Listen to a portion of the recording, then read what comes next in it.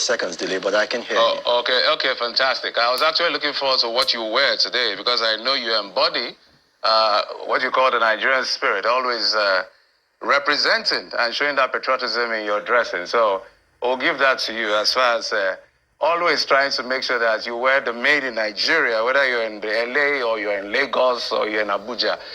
So good to see you. Let's get straight to some of the things we'll talk about within the time we have. And that is the latest that has to do with your coming to Nigeria because you want to, show the state of the Kaduna Abuja road, Abuja Kaduna Expressway. It's quite a stretch of several kilometers. But I wanted to understand what the intention was. Why did you see the need to go there and do all of the videos you did? My producer, I'm sure, is going to be showing some of it as we speak. Well, two things, Senator Rabi Mr. Kwankwaso, who you showed in your roundup, he did say something about the president and northern roads, and he said the president was concentrating on roads in the south, in the southern part of the country, especially Lagos. And I felt that it was necessary for patriotic people to come and then set the situation correct.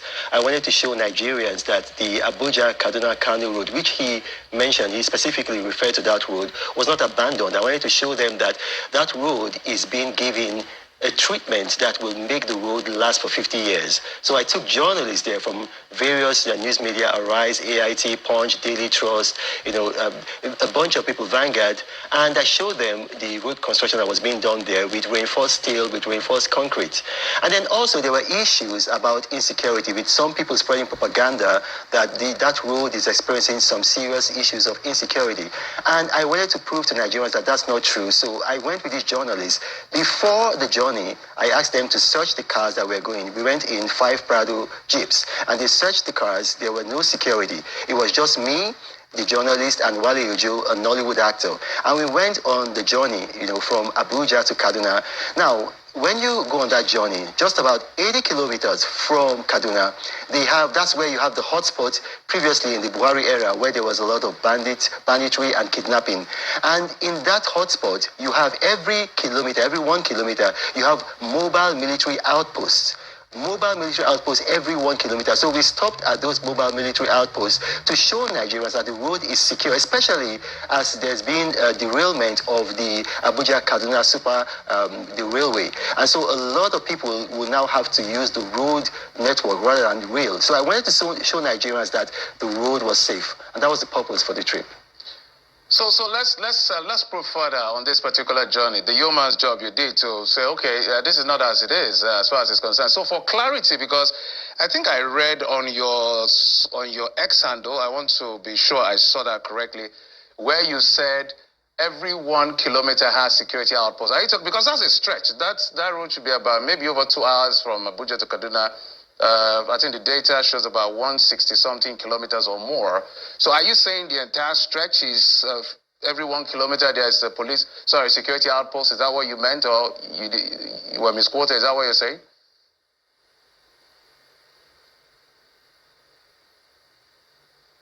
No, I mean, if you listen to what I just said, and I'm going to repeat myself, I said it earlier. I said, just about 80 kilometers into Kaduna, that was the hotspot. You see, you got to understand, in security matters, you don't concentrate your armory, your weaponry, your men of war where there is no enemy. So the hotspot for the banditry and the kidnapping during the Buhari era was just about 80 kilometers into Kaduna. So in that hotspot, every kilometer in that hotspot, every single kilometer, you've got military outposts. And these are mobile military outposts. So, for example, maybe the bandits, a lot of them have been killed. About 14 of them, Boderi, Ali Dangote, several of them have been killed. But suppose maybe new Kachalas, new bandits come up and then they go to another hotspot. Then these are, from that 80 kilometers into Kaduna, you have about every 1 kilometer. And I didn't just say that. I had journalists coming with me, and these journalists, they verified it. Journalists from Arise, from AIT, from Punch, from Vanguard, from a bunch of Nigerian news media. So I wasn't there with you. What I'm saying is what is on TV and perhaps what is reported. So I'm just looking at the data as just to put numbers to what you have done. which is, if you say, let's assume it's about 80 kilometers of, every 1 kilometer of that journey has a security outpost. And if we have an average of, from the video I saw, I think I saw about 5 men in one of those outposts. If we have an average of, say, 4 persons in each outpost, we're talking about over 300 security personnel. In that sense, when you see that level of security, isn't that in itself a sign of fragility on that road in itself, rather than safety? That's the thing. You got to understand that when you have a government, the purpose of the government is to provide law and order, to ensure that there's law and order, safety in a country. So wherever you have incidents of banditry and kidnapping, it doesn't matter whether, it's coming from Nigeria or it's coming from foreign forces, you have to provide security. So, what you're saying right now is that, you have a lot of people there. No. The government it's better for you to need and not have than for you to have and not need. So it's better for the government to overwhelm that area with security personnel to guarantee the safety of Nigerians. And that's what's happening. If you recall, today in Mali, the jihadi forces have just overrun their second largest city in Mali. And that comes because you have a government that wasn't taking security very seriously. In Nigeria, we've got a government that's taking security very seriously. If the death of one citizen matters, then you have to overwhelm your roads and your hotspots, areas where you have these banditry, even in Zamfara. You've got to overrun those places with security because your citizens' lives matter.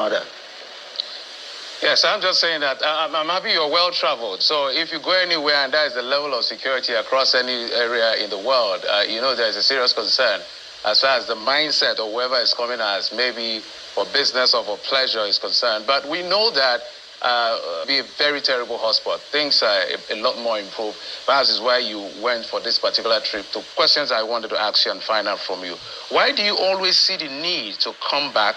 I know you did the Lagos-Calabar Coastal Road. I remember that was a very controversial one. We're going to come to that.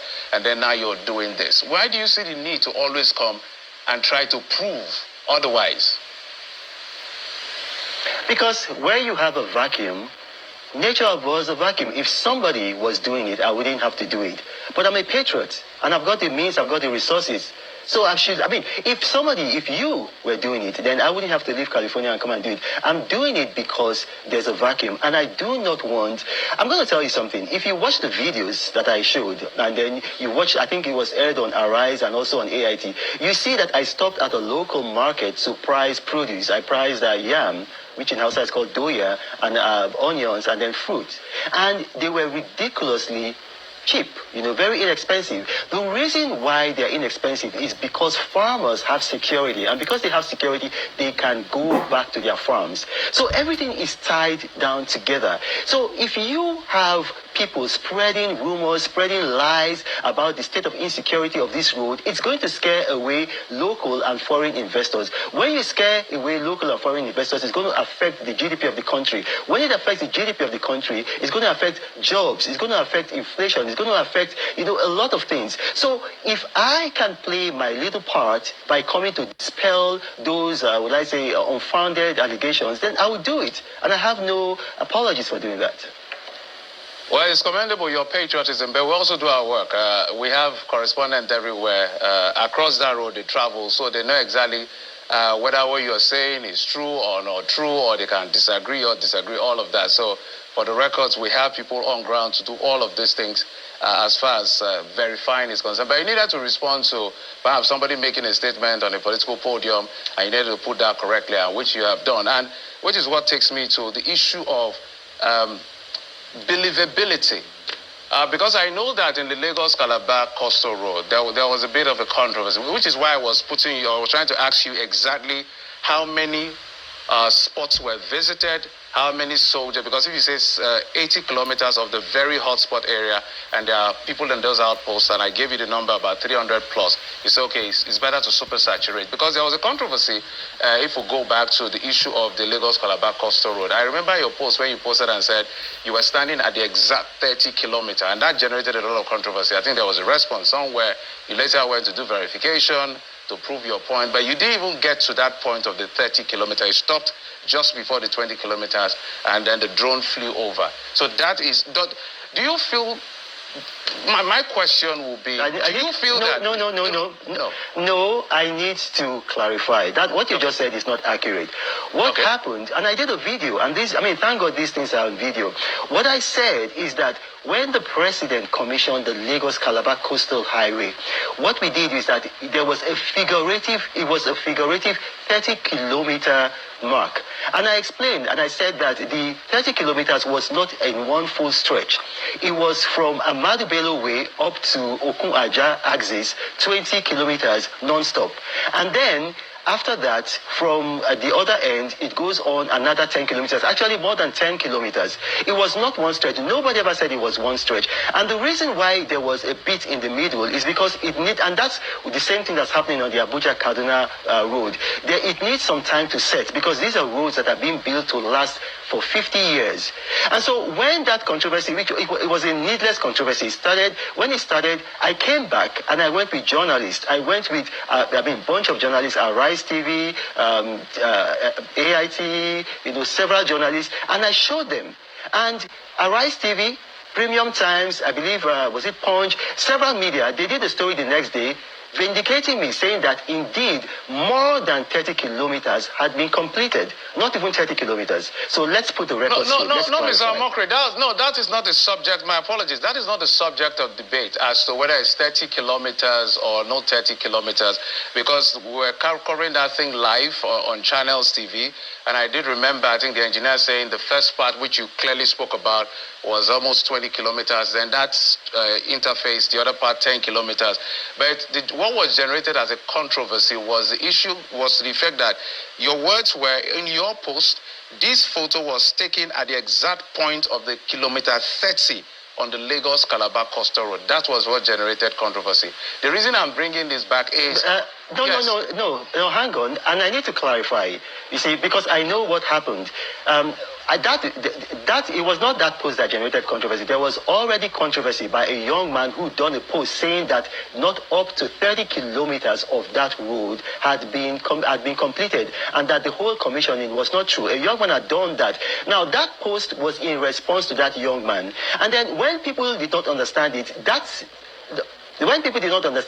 same day, I did a clarification video. I said that place where I was standing was the figurative, and I used that word, figurative 30 kilometers, because you did not have 30 kilometers at a stretch. You had 20 kilometers, and then there was a portion in between because they had to let that place set. And I think it was going to take 6 months for it to be set. And then after that, there was a portion of 10 kilometers, actually more than 10 kilometers, but we said 10 kilometers. So I did a video to explain that. So the controversy happened even before I did that post. That post was in response to that controversy, and the controversy was needless. Right. In any case, I took journalists there. They saw by themselves, and they reported the next day that indeed more than 30 kilometers of the Lagos-Calabar Coastal Highway had been constructed. Does the president appreciate the effort you put in to do some of these things you do? I'm not doing this for the president. I'm doing this for my country.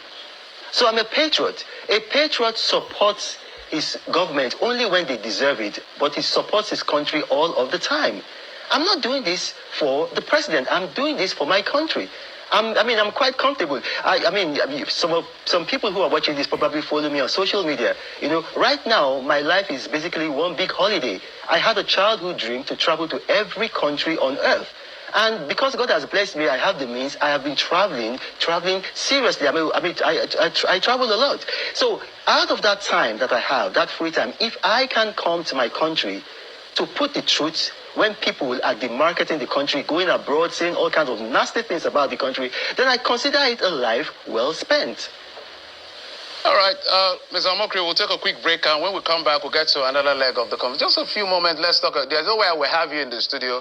Presidential aide, I see him as an unapologetic Nigerian, always embodying his Nigerianness, if you will, with his outfit. And whenever I see him, he joins me from Abuja studio. Mr. Reno, we have about 3 minutes. Let's see how we can wrap this up. And that has to do with the politics that is playing now. There are so many dynamics now. The PDP, for instance, has zoned its presidential ticket to the south. They say they want to correct the mistakes of 2022. They are even open to the fact that they are wooing persons to come to the party, including your former boss, former President Goodluck Jonathan. Do you think it's going to be a good idea for Mr. Jonathan to attempt to come back and run for office again this time?